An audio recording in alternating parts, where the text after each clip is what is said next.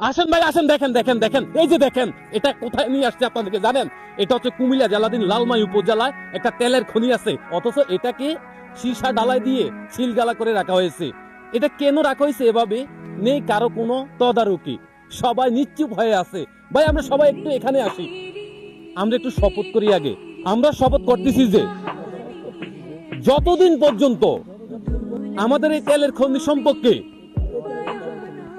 সরকার অবগত না হবে ততদিন পর্যন্ত আমরা এই বিষয়ে কাজ করে যাব ইনশাআল্লাহ। অবশ্যই বুঝতে পারছেন, আমি চাচ্ছি যে আপনাদের সকলের রেসপন্স। আপনারা যদি রেসপন্স না করেন তাহলে কখন আমাদের প্রতিবাদ তীব্র হবে না। আমরা চাই এই বিষয়টা যেন সরকারের নজরে আসে, আর সরকারের নজরে নেওয়ার দায়িত্ব হচ্ছে আপনাদের।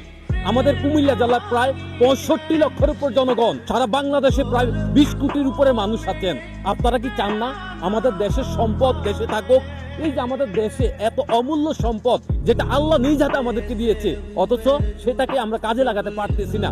এটাকে সিলগালা মেরে রাখা হয়েছে। কেন এভাবে মেরে রাখা হয়েছে সে প্রশ্নটা জানতে চাই না, কারণ প্রশ্নের উত্তরটা যখন জানতে চাইবো তখন সেখানে চলে যাবে আবার 3 থেকে 4 মাস। আপনারা একটা তদন্ত টিম তৈরি করবেন, আমাদের তদন্তের প্রয়োজন নাই, কারণ সেখানে কিন্তু লক্ষ লক্ষ টাকা ব্যয় হবে। ওই যে লক্ষ লক্ষ টাকা ব্যয় হবে, সে ব্যয়ের টাকা দিয়ে আপনারা এটাকে আবারও সচ্ছল করার প্রক্রিয়া করেন, তাহলে আমরা খুশি হব। আমরা চাই কুমিল্লা জেলাধীন যে লালমাই উপজেলা যে তেলের খনিটা এইভাবে অসচ্ছল অবস্থায় পড়ে আছে, সিলগালা মেরে পড়ে আছে, এটাকে যেন আবারও সচ্ছল করা হয়। আমরা চাই আপনারা সবাই একটু সাড়া দিবেন। ভাই এই যে আমাদের তেলের খনিটা এভাবে সিলগালা করে মেরে রাখা হয়েছে, এটা কিন্তু আমাদের একটা অমূল্য সম্পদ, ঠিক আছে? এইটা কোথায় থেকে এসে কে এই হেলিকপ্টার নিয়ে এসেছিল, আপনি কি কিছু জানেন এই বিষয়ে? আসলে এটা হচ্ছে যে অমূল্য সম্পদ আমাদের বাংলাদেশের জন্য। যেই বাংলাদেশের মানুষ অমূল্য সম্পদের মূল্য দিতে পারবে না, সেই বাংলাদেশের মানুষ একদিন হলেও ভিক্ষা করবে, এটা স্বাভাবিক। আর এটা যারা এই কাজ করে গেছে আসলে আমি মূলত জানি না, তবে আমি শুনছি হেলিকপ্টার দিয়ে কারণে তারা আইসা এটারে সীসা ডালাই করে সিলগালা করে দিয়ে গেছে। তো আমার বাংলাদেশের মানুষের কাছে একটা অনুরোধ থাকবে, আপনারা আপনাদের সম্পদটাকে টিকানোর জন্য এই ভিডিওটা সর্বোচ্চ শেয়ার দিয়া আপনারা প্রত্যেকটা মানুষের কাছে পৌঁছায় দিবেন, যেন আমার মতো করে প্রত্যেকটা মানুষ আসে এখানে। এই লালমাই পাহাড় যেন মানুষের ঢল পড়ে যায়, শুধু একমাত্র এই তেলের খনি আমাদের মাঝে বিলিয়ে দেওয়ার জন্য, আমাদের মাঝে সচ্ছল করে আমাদেরকে তেল দেওয়ার জন্য, বাংলাদেশের তেলের উৎপাদন বাড়ানোর জন্য আপনারা এই লালমাই পাহাড়ে মানুষের ঢল নামাই দিবেন। আমি আপনাদের কাছে অনুরোধ করব, আপনারা সবাই মিলে এই ভিডিওটা সর্বোচ্চ শেয়ার দিয়ে আমাদের পাশে থাকেন।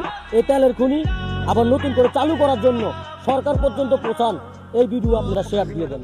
আমি বাংলাদেশের মানুষকে একটা জিনিসে জানান দিতে চাই, দেখেন আল্লাহ আমাদেরকে প্রাকৃতিক সম্পদ দিয়েছে, শুধু এটা আমরা প্রক্রিয়া করতে পারি না, সচ্ছল করতে পারি না, শুধু আমাদের দোষের কারণে।